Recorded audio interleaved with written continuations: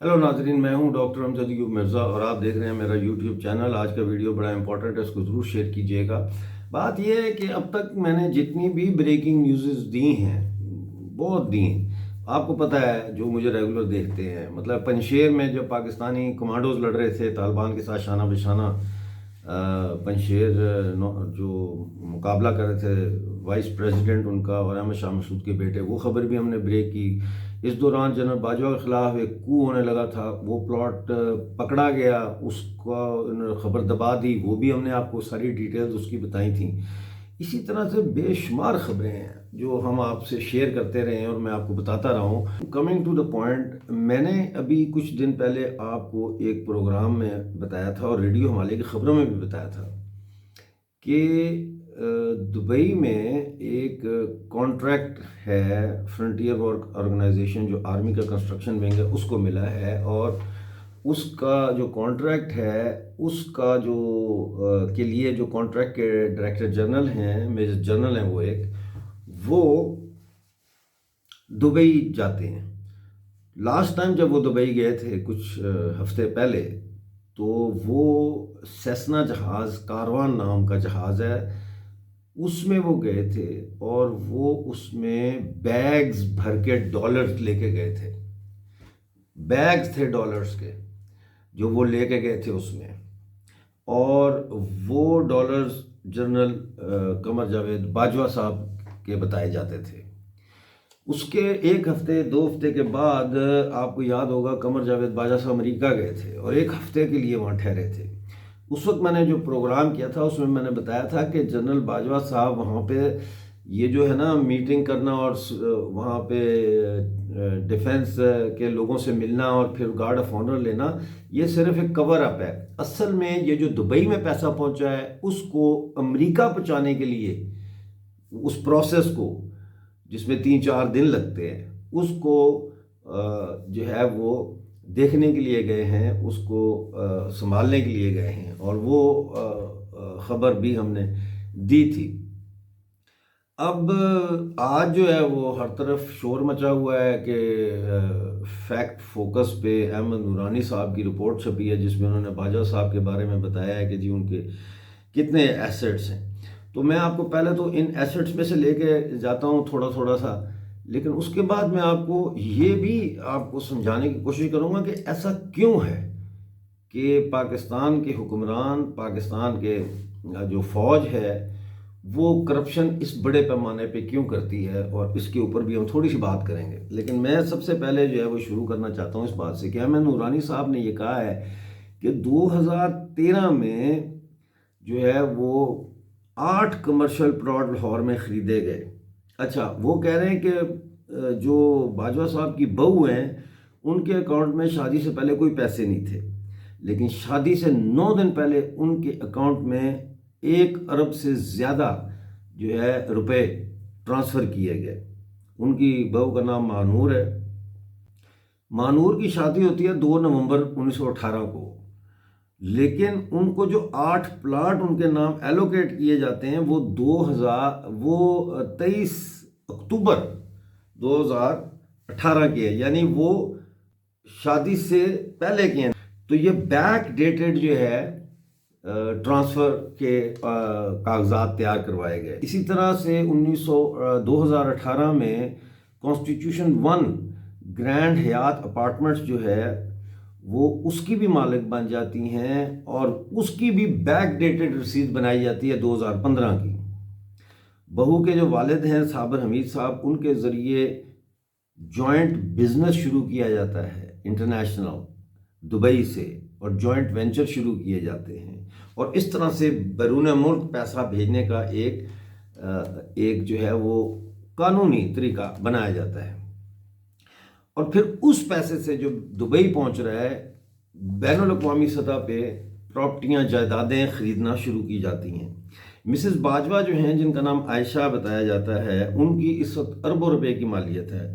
Last time उनके bank में $500,000 थे, अमेरिकन बैंक में। $500,000 एक जनरल साहब की बेगम के पास कैसे आ गए, वो मैं आपको बता रहा हूँ कि किस तरह से ये बिज़नेस के ज़रिए पैसे जाते रहे। फिर उनकी वाइफ जो है उस फार्म हाउसेस की मालिक बन गई। गुलबर्ग ग्रीन اسلام آباد اور کراچی میں درجنوں کمرشل پلاٹس اور ریزیڈینشل پلاٹس اور کمرشل پلازے انہوں نے خریدے۔ پھر ڈی ایچ اے اسکیمز جو تھیں اس کے اندر بھی انہوں نے بہت سارے خریدے پلاٹس اور کمرشل پلازے۔ اور ایک ڈی ایچ اے لاہور میں ہے فیز 4 میں اور ایک فیز 5 میں، یہ 2 کمرشل پلازے ان کی وائف کے نام پہ ہیں۔ اور بیگم کے جیسا میں نے بتایا کہ اکاؤنٹ میں $500,000 لاسٹ ٹائم جب چیک کیا تو $500,000 تھا، یہ احمد نورانی کی رپورٹ میں بتا رہا ہوں آپ کو۔ اب 2018 میں جب یہ شادی ہوئی ان کے بیٹے کی، تو اس وقت انہوں نے ایک تیل کا کاروبار شروع کیا اور اس کا نام رکھا tax Pakistan, TAXX، tax Pakistan. تیل کا کاروبار شروع کیا اور اس کا ہیڈ کوارٹر رکھا دبئی میں، اور پھر پورے پاکستان میں 1 سال کے اندر یہ پورا نیٹ ورک ان کا پھیل گیا within a few months۔ اب دیکھیں ناظرین، بات یہ ہے کہ بین الاقوامی سطح پہ یہ پچھلے 6 سالوں کی کہانی ہے، یہ بھی آپ دیکھیں نا 6 سال میں کیسے ارب پتی بن گئی ہے۔ تو یہ 6 سالوں میں ان کی بیگم عائشہ امجد، بہو ماہنور صابر اور دیگر اہل خاندان اور ان کے 2 بیٹوں کا بھی کہا جاتا ہے کہ وہ شامل ہیں، لیکن ابھی ان کے کوائف حاصل نہیں ہو سکے۔ تو انہوں نے بین الاقوامی کاروبار شروع کیے، کراچی، اسلام آباد اور اہم شہروں میں کمرشل پلاٹس، کمرشل پلازے، فارم ہاؤسز خریدے، بیرون ملک جائیدادیں خریدی اور اربوں ڈالر کمائے۔ اس وقت باجوہ فیملی کے کل جو ایسیٹس ہیں، یعنی کل اثاثے جو ہیں، وہ ان کی مالیت جو ہے وہ بتائی جا رہی ہے کہ 12.7 ارب روپے ہے۔ ناظرین، یہ ہے پاکستان کی بلینئر فیملی جن کا کام ملک کا دفاع کرنا ہے۔ وہ ملک کے دفاع کے بجائے اپنے بینکوں کے اکاؤنٹس کا دفاع کرنے میں لگے ہوئے ہیں۔ اس وقت بھی جو چیف آف آرمی اسٹاف کی جنگ چل رہی ہے، وہ لڑائی جو ہے وہ یہی چل رہی ہے کہ جو جنرل باجوہ ہیں وہ چاہتے ہیں کہ وہ اپنا بیچ میٹ جو ہے اس کو، یعنی وہ بلوچ ریجمنٹ سے تھے، تو وہ یہ چاہتے ہیں کہ ان کے بیچ میٹ جو ہے لیفٹیننٹ جنرل نعمان یا لیفٹیننٹ جنرل اظہر عباس جو ہے کو بنایا جائے۔ اس وقت جنرل باجوہ کی کوشش اپنی دولت اور اپنے خاندان کو بچانا ہے، اور جیسے ہی یہ ریٹائرمنٹ کا سلسلہ ہوتا ہے یہ اپنی فیملی کے ساتھ باہر چلے جائیں گے۔ ویسے بھی ان کی بہو اور بیٹا جو ہے وہ رہتے ہی دبئی میں، تو یہ اس تیاری میں ہے۔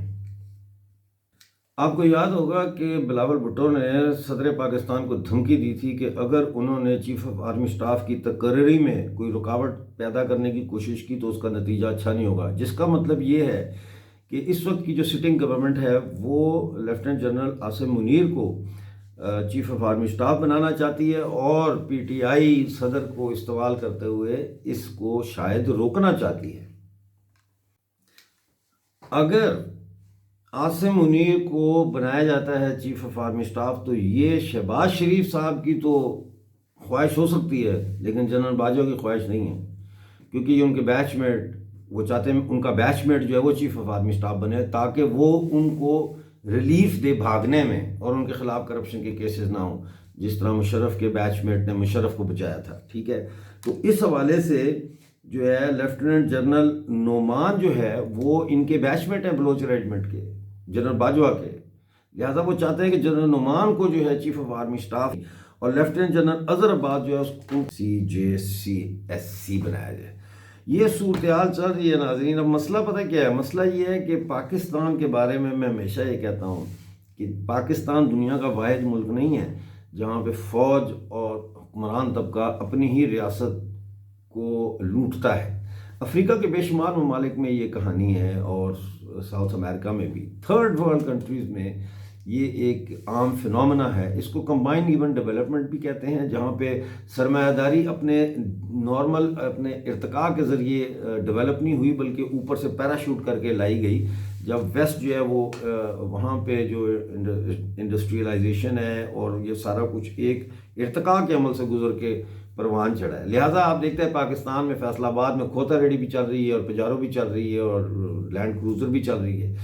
تو یہ مشترکہ اور ناہموار ترقی جو ہے یہ ایک اور چیز کی بھی نشاندہی کرتی ہے کہ ان ممالک کے جو حکمران طبقات ہیں، رولنگ کلاسز ہیں، وہ یہاں پہ نیشنل ڈیموکریٹک ریولوشن لانے میں ناکام ہو گئے ہیں۔ اب اس کی بہت ساری وجوہات ہیں، لیکن پہلے یہ کہ نیشنل ڈیموکریٹک ریولوشن ہے کیا؟ ناظرین، نیشنل ڈیموکریٹک ریولوشن کے 4 عناصر ہیں، یعنی 4 فرائض ہیں۔ نمبر 1 یہ ہے کہ وہ بڑے پیمانے پر صنعت کاری کر کے، انڈسٹریلائزیشن کر کے تو سماج کو اس کو انڈسٹریلائز کرتی ہے۔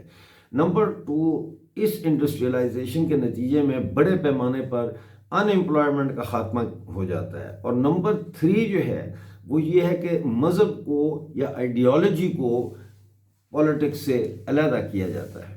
اور تیسرا جو ہے یعنی گورننس کے مسائل سے علیحدہ کیا جاتا ہے۔ اور چوتھا جو ہے وہ یہ ہے کہ ملٹی نیشنل اسٹیٹس میں جو نیشنل کویسچن ہے اس کو ریزولو کیا جاتا ہے۔